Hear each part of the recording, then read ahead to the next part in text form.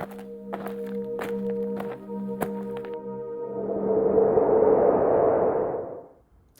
again everyone. This is the second of the two videos that I'd planned to send out today.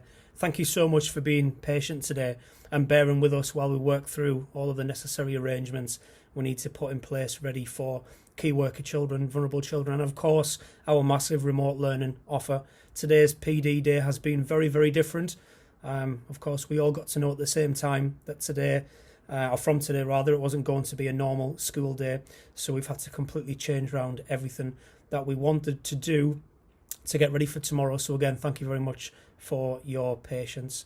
Thank you for collecting your stuff today. There's still lots lying around, lots of iPads and learning packages, but there's still 3 days of this week to do so please try and come in at your earliest convenience so you can pick those things up and your children can get learning as quick as possible.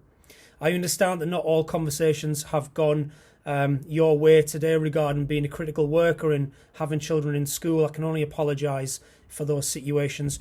The guidance is a lot stricter this time around, and numbers in our school are going to be far larger than they were in the March shutdown. Remember, the main message is to stay home if at all possible, whether you have a key or critical worker in the household or not.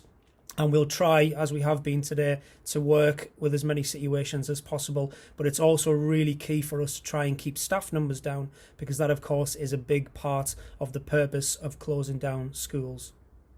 It looks like we've got the mainstay of our numbers for tomorrow. We have a very low number of children who are attending breakfast club from 8:15, and your job, as always, is to come to the office to do that. Nursery, reception and Key Stage 1, that's year 1 and 2, you will all form one bubble and you will enter school every day via the EYFS doors, which means that you'll come through the gates halfway down James Street or the Harrison Street gate. And you need to be there for 8:45 each morning. That's all nursery, EYFS and Key Stage 1, year 1 and 2 children, 8:45 a.m. each morning at the EYFS entrance. Nursery will go home at 11:45, which is just before all of the other children have lunch. Unfortunately, mornings are the only way that we can make it work with nursery due to staffing, and because nursery staff need to have extra requirements with the children being so young. So if you're normally an afternoon nursery participant, I am sorry, but only mornings are offered this time around. Key Stage 2 children, that's years 3, 4, 5 and 6. You will come to your normal place of entry on a morning, which is the main gate on the yard, and you will start school the same as the other children at 8:45 each morning. A small difference for year 6, you won't be in your cabins, you will be using the main school building because you'll be part of a bubble that contains the other year groups in Key Stage 2 as well. Remember that there are packed lunches for any and all free school meal children. They'll be available from 12 o'clock each day. I mentioned in the earlier video that may change. We may go to a voucher system, we may go to a hamper system, we may go to something completely different that the LA or the government or our trust have organised. At the moment, the details around that are very, very vague. We want to make sure that we can get food to you, which is why we are doing the packed lunches. As I said earlier, I'll let you know if and when that situation changes. All children in school will finish at 3:15. The EYFS and Key Stage 1, that's year 1 and 2 bubble, will go home at 3:15, as I've just said. But at the EYFS side of school, the James Street gate halfway down our fence and the Harrison Street gate, and the year 3, 4, 5 and 6 bubble will finish at 3:15, but will go home via the main school yard, the gate they normally get picked up from. Moving on to remote learning. So again, this will be delivered via your iPads in the main and using the platform Seesaw. Except for nursery children, your remote offer will be done via YouTube. So your video will be on YouTube each day, and you can send in your learning via our school email address, via Facebook or via Twitter. And I know lots of you have got into good habits at being able to do that from the last periods of isolation or the last lockdowns. For the other children that are using Seesaw, your activities will come in the activities section. You will also see each morning a timetable that looks like this. You can see here that this is a visual timetable that shows the children exactly what their day is going to look like.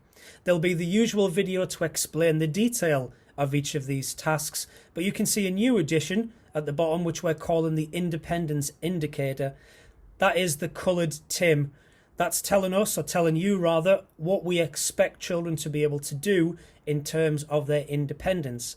If an activity is rated red with a red Tim, what we're saying to you is that they will need a lot of support to do that activity. Yellow means they might need a little bit of support. Green means they'll be mostly independent in doing that. Blue means they will be absolutely independent in their ability to do that. We've added that because what we want to do is to try and help you in knowing how to arrange and organise your support. Of course, anything red will be kept to an absolute minimum. We don't want you to be having to utilise all of your time in support and learning. We want to try and offer a programme that has a lot that children can do without the need for your support. We understand how challenging it is, especially where you are in families with several numbers to look after. Please feed back to us and let us know how that's going though. As always, we're always very fluid, flexible, adaptable and willing to change to make sure that we are suiting as much of the need as possible. There's also hard resources in your packs like books, stationery and even for some of our older children some art materials and resources. We've done that to try and make this learning offer as positive and as engaging as absolutely possible. If you run out of any of those and you feel like you need more or there's something else you'd like to add, as always, just get in touch and we'll see what we can do about helping you out. We'll start our round of welfare calls, etc. next week so we can give everyone time to get going this week and give you time to feed back to us if things don't start off the way that we expect them to. Next time you see me, it will be on Friday's Celebration Assembly. Thanks again for your continued support and patience. We can't do what we do here without the support of the community and our parents and carers in particular. Take care. I'll speak to you again very, very soon. Bye-bye for now.